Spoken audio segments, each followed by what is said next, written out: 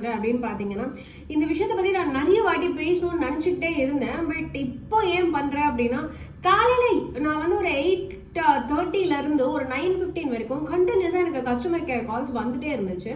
நான் ஜென்ரலி வந்து unknown number இல்ல கஸ்டமர் கேர் நம்பர்ஸ் வந்து அவாய்ட் பண்ணிடுவேன். பட் ரிப்பீட்டடா வருதே, என்ன கருமத்துக்கிட்ட கால் பண்றீங்க அப்படின்னு சொல்லி பிக் பண்ணி பேசினா அவனுங்க வந்து அந்த அக்லி காடி சூனியா சூனியா சூனியா அப்படிங்கிற மாதிரி ஹிந்தியில பேசுறானுங்க. எப்பா இவ்வளோ வாட்டி அர்ஜென்ட்டா கால் பண்றீங்கல்ல, ஓகே சாமி, எனக்கு வந்து நீங்க என்ன கருமம் சொல்ல வரீங்களோ அதை வந்து தெளிவா இங்கிலீஷ்ல சொல்லுங்க அப்படின்னு நான் கேட்டேன்.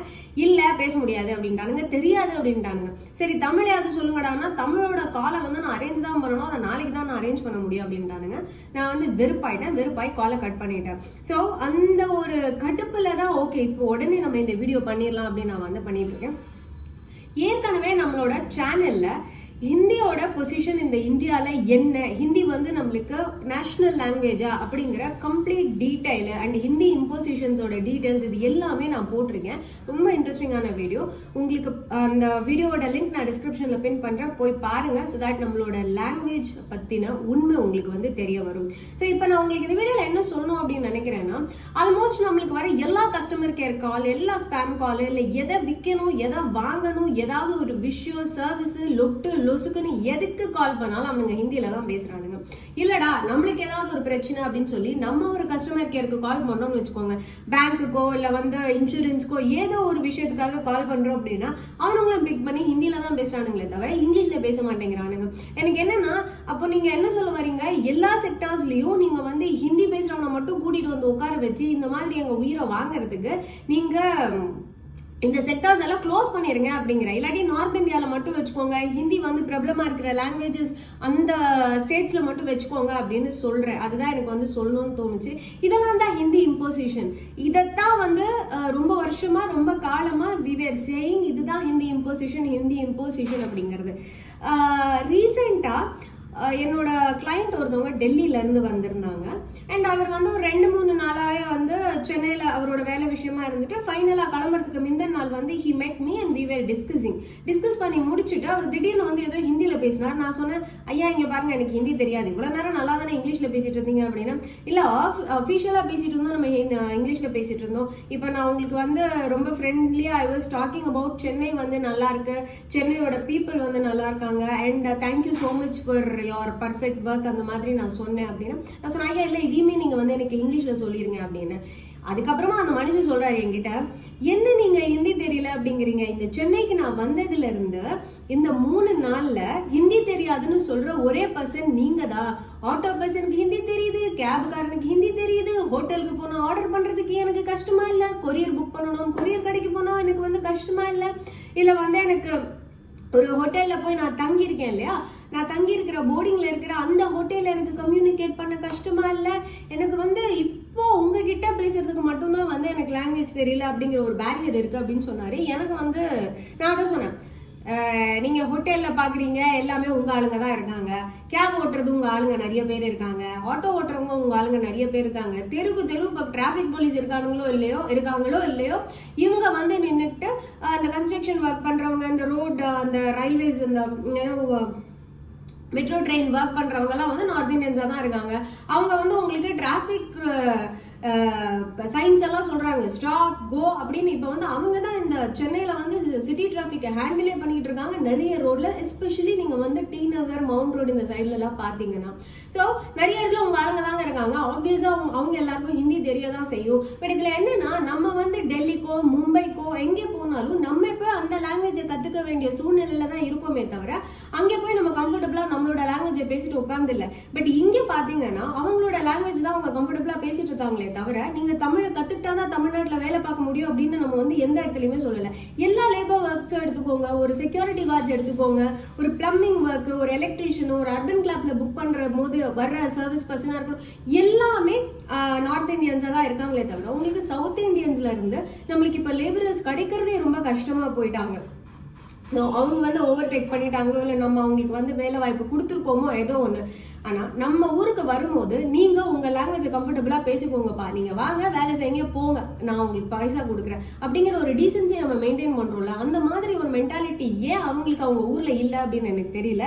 ஏன்னா ஒரு 2-3 இயர்ஸ் முன்னாடி one of my close friend travel to north India அப்படின்னு வச்சுக்கோங்க. அங்கே போனால் அவங்க வந்து கஷ்டப்பட்டு அவங்களோட லாங்குவேஜை கற்றுக்கிட்டு பேச ஆரம்பிச்சிட்டாங்க. ஒரு 6 மாசத்துல that person started docking Hindi அப்படின்னு தெரிஞ்சுக்கோங்க.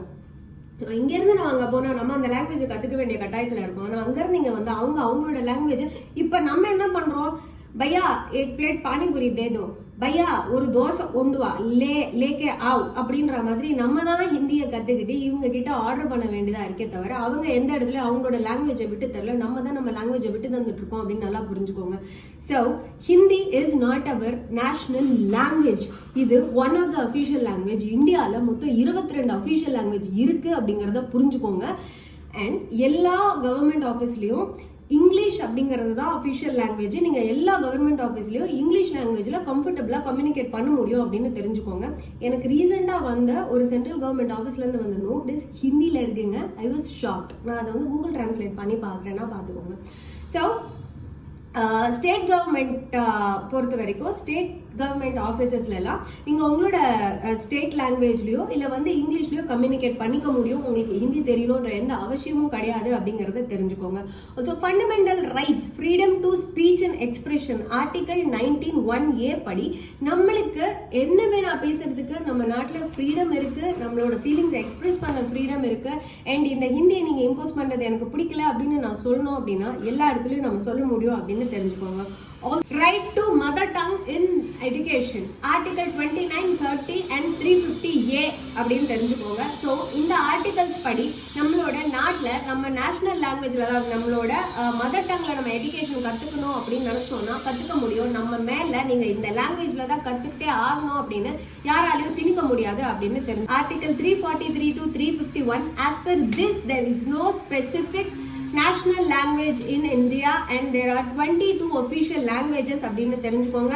ஸோ நான் ஏற்கனவே வந்து state government offices and central government ஆஃபீஸஸ்ல நம்ம எந்தெந்த லாங்குவேஜ்ல கம்ஃபர்டபுளாக கம்யூனிகேட் பண்ண முடியும்னு உங்களுக்கு இந்த வீடியோவில் சொல்லியிருக்கேன்.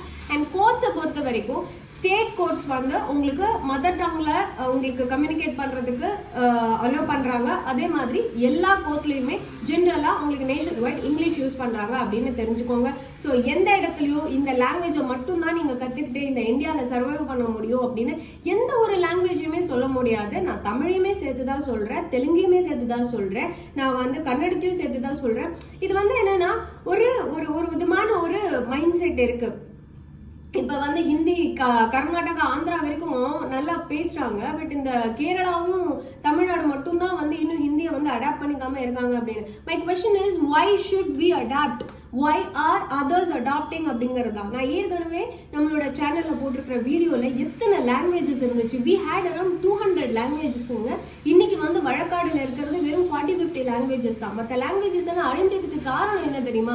இந்த மாதிரி ஒரு காமன் லாங்குவேஜை எடுத்து நம்ம அதையே பேச ஆரம்பிச்சு அதை நம்மளோட வழக்காடு மொழியை ஆக்குறதுனால நம்மளோட மதர் டங் அழிஞ்சிருது அப்படிங்கறத தெரிஞ்சுக்கோங்க. ஸோ இன்னைக்கு 40-50 லாங்குவேஜஸ் இருக்குன்னா இன்னொரு 10 வருஷம் கழிச்சு இந்தியாவில் வெறும் 2 லாங்குவேஜ் 3 லாங்குவேஜ் மட்டும் இல்லாம இருக்கணும்னா அது நம்ம கையில நம்ம எல்லார் கையிலயும் தான் இருக்கு.